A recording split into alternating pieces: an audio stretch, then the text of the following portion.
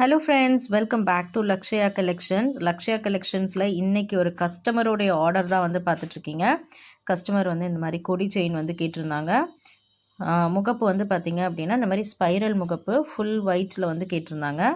So அதே மாதிரி நம்ம வந்து பண்ணியிருக்கோம். ஸோ இது வந்து பியூர் ஐம்பன் வித் 100 மில்லிகிராம் கோல்டு பாலிஷோடு இது உங்களுக்கு கிடச்சிடும். ஸோ இதிலே வந்து பார்த்திங்கன்னா உங்களுக்கு மல்டி கலரில் கூட நம்ம வந்து பண்ணி கொடுக்கலாம்.